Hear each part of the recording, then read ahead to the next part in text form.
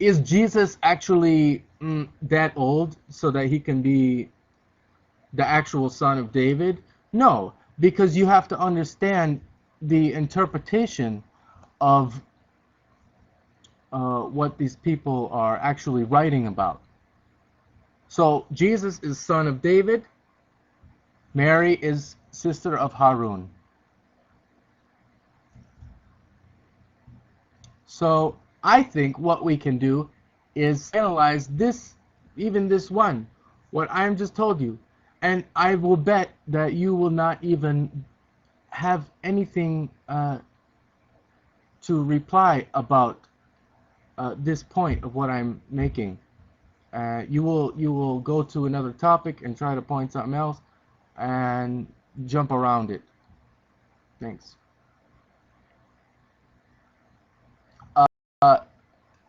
Raphael, actually, his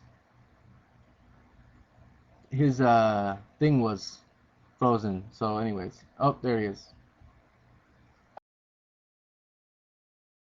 Okay, let me finish. First of all, don't point to the Bible because the subject of tonight is the Quran and its great error. Now let me finish what I want. In the Quran, in Surah Imran, verses 35 to 36, it calls Mary the sister of Imran. It confuses Mary, the sister of Moses. It states, "Behold, when the wife of Imran said, O my Lord, I do dedicate unto thee what is in my womb for thy special service. So I accept this of me, for thou hearest and knowest all things. When she was delivered, she said," and now this is the most important part. Let me emphasize that again. And let me show you the error. It states, "O my Lord, behold, I am delivered of a female child, and Allah knew best what she brought forth, and no wise is the male like the female. I have named her Mary, and I command her and her offspring to thy protection." They rejected. You see, the wife of Imran, but yet the Bible states very clearly that Imran, namely Amran, was the father of Moses.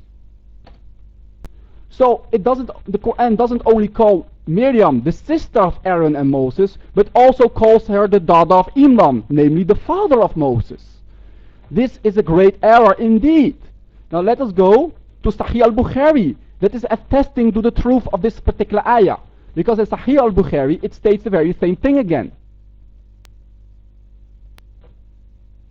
You got to be kidding me.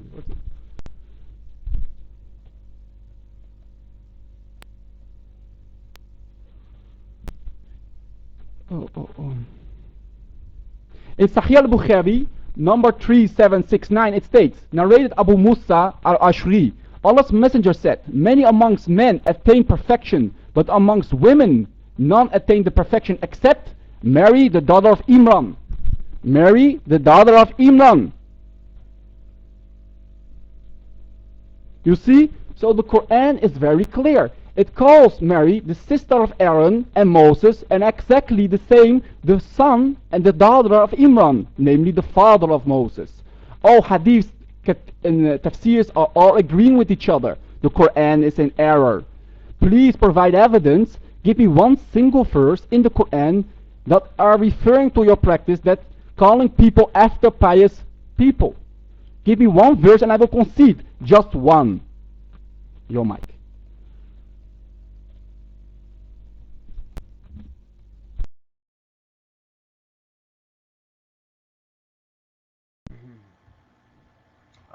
Assalamu alaikum.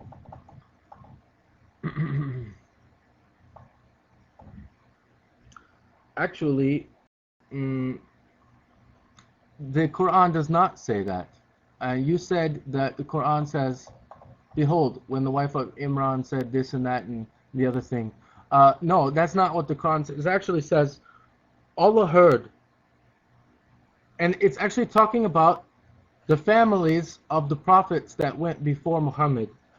In the previous surah, in the previous verse, it says, "Say to the people, O Muhammad, if you sincerely love Allah, then follow me. Allah will also love you and forgive your sins. Allah is forgiving, merciful. Also tell them, O Allah, obey Allah and obey His Rasul. In spite of this, if they turn back, then warn them that Allah does not love the disbelievers. Indeed, Allah exalted Adam, Noah, the family of Ibrahim, the family of Imran, above all the worlds. They were the offsprings of one another. Allah hears all and knows all. Allah heard when the wife of Imran said, O my Lord, I dedicate to your service what is in my womb. Please accept it from me. You alone hear all and know all. When she gave birth to a girl instead of a boy, she said, My Lord, I have given birth to a girl. Allah knew very well what she had delivered, and that male is not like the female.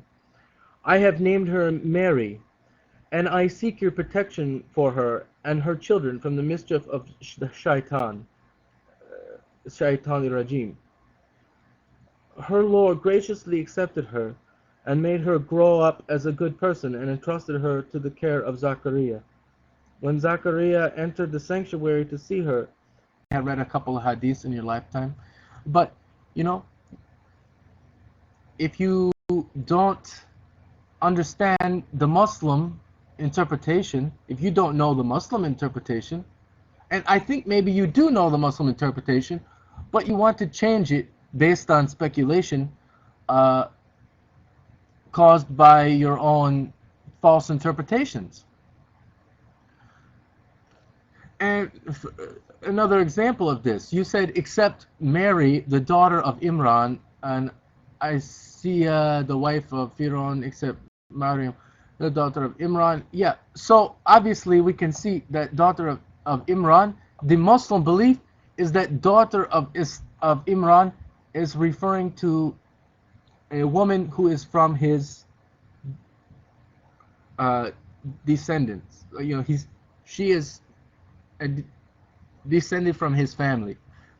Now, why should I need to give evidence about something that is common knowledge in every single Muslim sect? The Sunnis, Shias, Sufis all agree that it's talking about the descendants. She is a descendant from his family, a member of his family, and so these families, they are been given high regard by Allah subhanahu wa ta'ala, and therefore they are referring to these families that holy people that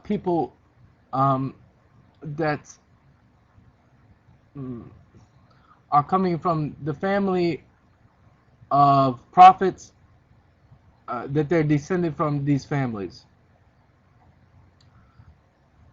So there doesn't need to be any evidence other than the ayah itself, because you can take the Quran for what it is. You can take the words for what they are.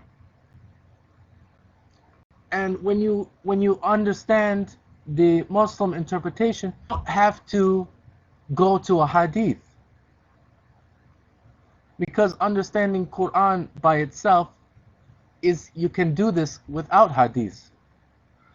And for another thing, I want you to know, I'm a Shia Muslim. Okay, I believe that Aisha, the wife of the Holy Prophet Muhammad sallallahu alaihi wasallam, was a disobedient wife. Okay, and of course, all of his wives, they were not all obedient wives, or even good Muslims for that matter. And so Abu Bakr, Umar, also not good Muslims. So, Ibn Taymiyyah, I'm not listening to these things. I don't believe in them, because they've been shown to be unauthentic. And another thing is that the Holy Prophet does not make mistakes. And all Muslims know that the Holy Prophet does not make mistakes. And if you actually believe that he makes mistakes, then you're not going to be able to understand Quran, and also you're going to be a disbeliever.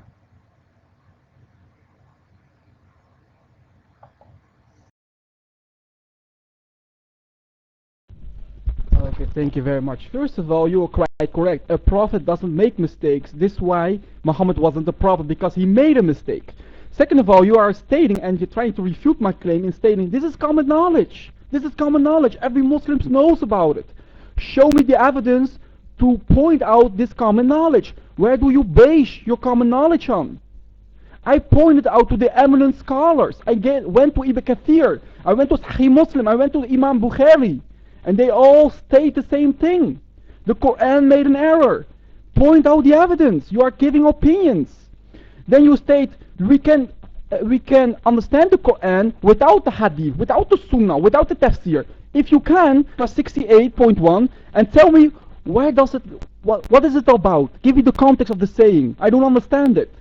Go not to the Hadith nor the Tafsir to explain the verse. Just give us the explanation. You are not able to, because the Quran doesn't explain itself. The context isn't found in the Quran, it is found in the Sunnah. You didn't provide a single shred of evidence that backs up your statement. You are just stating this is common knowledge. And if you do not believe that, you are an unbeliever. I became an unbeliever in your eyes. I became an ex-Muslim because I went to the sources. I didn't just accept the sayings of people. I didn't just accept the so-called common knowledge. We have to understand and investigate the sources. Does the common knowledge you are referring to, is it correct? No, it isn't, because the early scholars, the early Muslims, and the wives of the Prophet are disagreeing with the common knowledge you have today. And this is why you can't find a single shred of evidence, a single ayah in the Quran, a single hadith, or a single tafsir that backs up your claim. You can't find a single shred of evidence. Doesn't that make you think? Doesn't that make you think that all early Muslims, the Sahaba, the companions of the Prophet himself, are disagreeing with you? They all disagree with you. And you are stating, no, because this can't be an error, because Muhammad was a prophet and he can't make errors.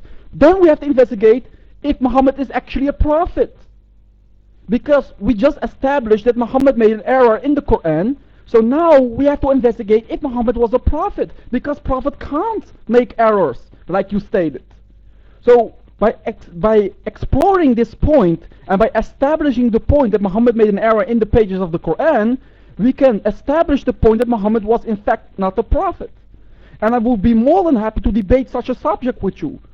That because even this used to doubt the prophethood of Muhammad. So we have all the evidence with our case, and you didn't provide a single shred of evidence against our case. So I will give you one more opportunity. I will give you one more opportunity to provide a single verse from the Quran, or a single hadith, or a single tafsir, one scholar that agrees with you. I'm not accepting this common knowledge thing, because you have to show the basis of that common knowledge. You have to show the evidence where you base your common knowledge. So, we give you one more chance to refute the point in quoting one hadith, just one ayah, one verse in the Quran, or one tafsir, one of the above. If you can quote none of those, you have to agree and establish the fact that none of the early Muslims agree with you and the Quran contains errors.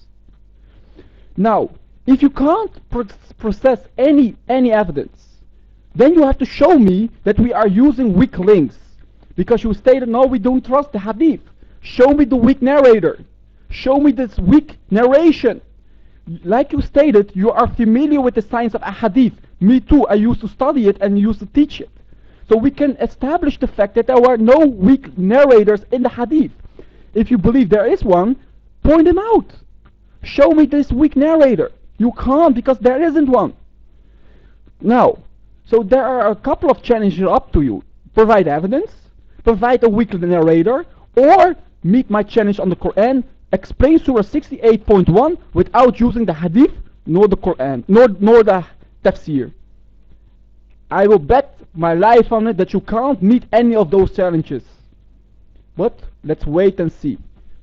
Itman, this is your last chance. Please provide evidence. Don't repeat yourself in this common knowledge, because it isn't persuasive and it isn't empirical. It's not a debate tactic nor an argument. Provide evidence.